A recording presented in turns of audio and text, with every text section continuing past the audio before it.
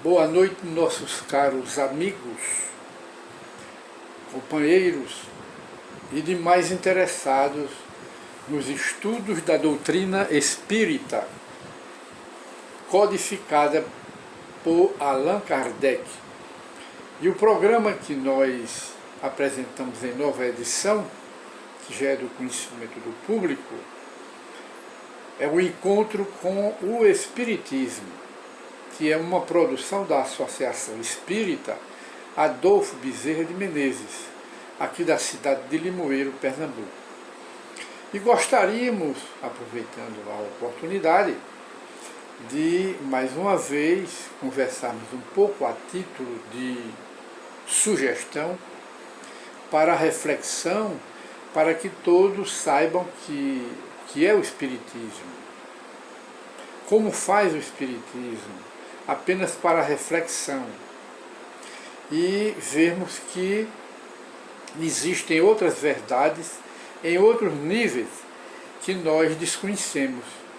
E vivemos num mundo que precisamos conhecer os porquês das coisas. E a religião espírita, ou a doutrina espírita, que compreende ciência, filosofia e religião, tudo do espírito, ela pode-se dizer que atende todas as necessidades de fé, necessidades morais, necessidades espirituais, porque a doutrina espírita é a terceira revelação de Deus à humanidade. Como sabemos, a primeira foi através de Moisés, que anunciou Jesus 2000 anos depois. Veio Jesus e anunciou para vir, quase 2000 anos depois, a terceira e última revelação de Deus à humanidade, que é a doutrina espírita, que ele dissera aos seus apóstolos: eu vos enviarei o Consolador, que ficará eternamente convosco e explicará todas as coisas que eu ainda não posso explicar a vocês. Está aqui a doutrina espírita entre nós, a terceira revelação, explicando o que as religiões, de uma forma geral, não explica. E o Espiritismo explica com base na reencarnação. Sem reencarnação, nada se explica, mas com a reencarnação tudo se explica. E então nós gostaríamos de voltar a dizer que conversaremos um pouco sobre a parábola do fariseu e do publicano. Antes de tudo, gostaríamos de informar que Jesus era mestre em fazer parábola. Fez diversas parábolas, se não me falha a memória, mais de 30 parábolas. Parábolas são pequenas histórias com um fundo eminentemente moral. E foi isso que Jesus fazia, era isso que ele fazia para ensinar a sua doutrina. E nas parábolas, para seguir a regra da boa educação, da mais eficaz, da mais útil educação, o educador, o mestre, tem que partir do conhecido para o desconhecido. Não é o inverso, partir do desconhecido para o conhecido. É partir do conhecido, das coisas que estamos vendo, pegando, olhando, vendo o que está existente, para ensinar, para as criaturas compreenderem o desconhecido. Parte do conhecido para conhecer o desconhecido. E Jesus era mestre nessas parábolas. E então ele fala aqui nessa parábola do orgulho e do egoísmo. E nós sabemos, aliás, do orgulho e da humildade. Nós sabemos que uma das maiores barreiras que nós temos é o orgulho. O orgulho tem 1001 faces. Orgulho, prepotência, orgulho, arrogância de religião, prepotência de religião. Qualquer um que tiver essa arrogância de ser o único dono da verdade é orgulho. Que a verdade absoluta está nas mãos de Deus. Deus é que é a verdade absoluta. De lá para cá tudo é relativo.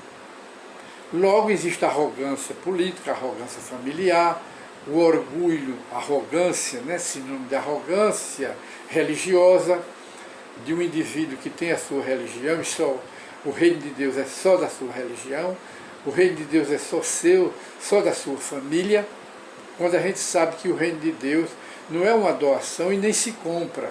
O reino de Deus é uma conquista individual. Voltamos a invocar aquele diálogo que Jesus teve com o israelita, que o israelita então perguntou a Jesus: Senhor, onde está o reino de Deus? Ele disse: dentro de vós. Então, cabe-nos conquistar esse reino. Está dentro de nós. Não está fora de nós, está dentro de nós. E então Jesus propôs também esta parábola aos que confiavam em si mesmo, com arrogância demais, com orgulho demais, como se fossem justos. E então, com essa arrogância, desprezava os outros. Essa é a figura do fariseu que ele coloca ao lado do publicano. E então, diz a parábola: 2 homens subiram ao templo para orar. Um era fariseu e publicano era o outro. O fariseu, de pé, orava intimamente desta forma. Ele fazia a oração, depois começou a falar. Mas na mente dele, ele pronunciou as palavras, mas depois pronunciou articulando as palavras.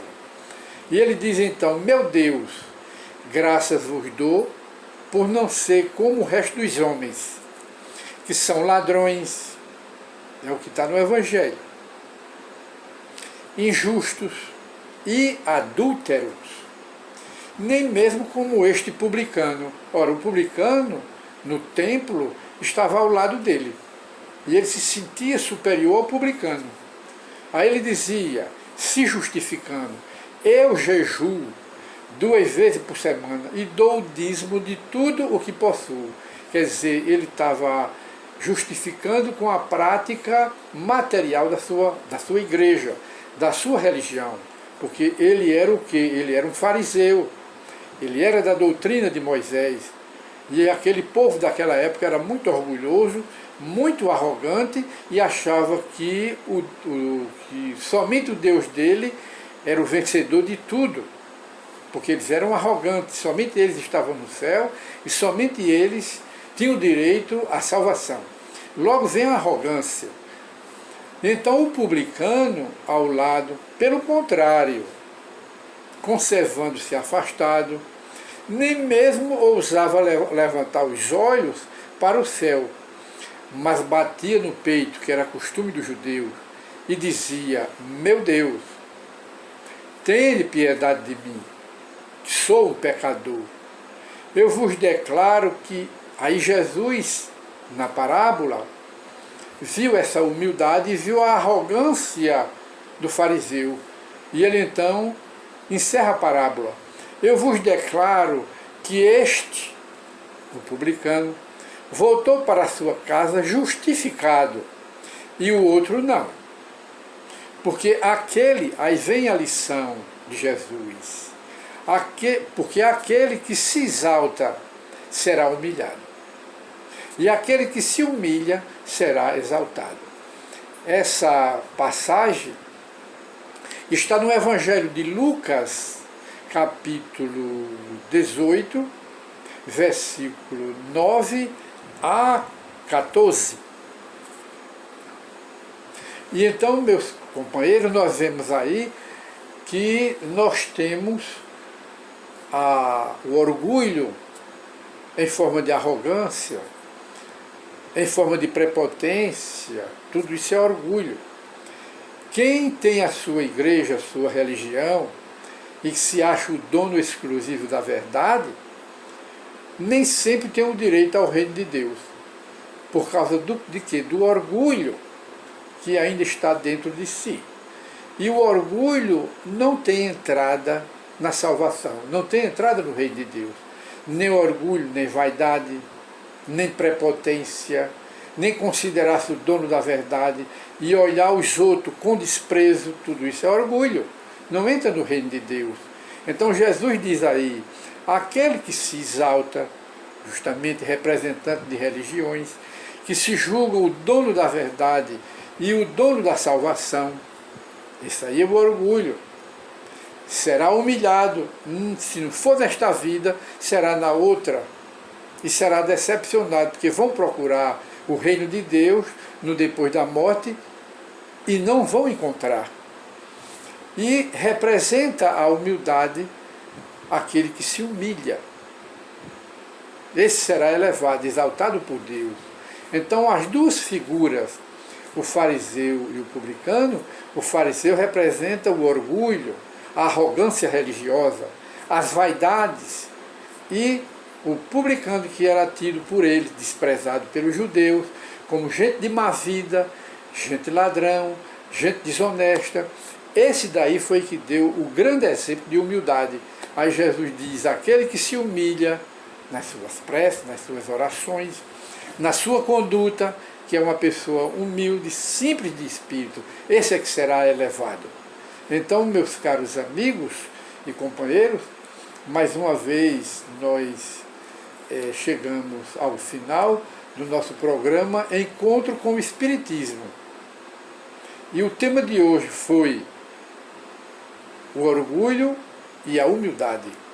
O orgulho representando o fariseu da doutrina da religião de Moisés, que se considerava salvo e santo e desprezava os outros. E a figura do publicano, que representa a verdadeira humildade, a verdadeira simplicidade de espírito. Então, muita paz para todos e até a próxima oportunidade que apresentaremos o programa Encontro com a Doutrina Espírita. Muita paz para todos.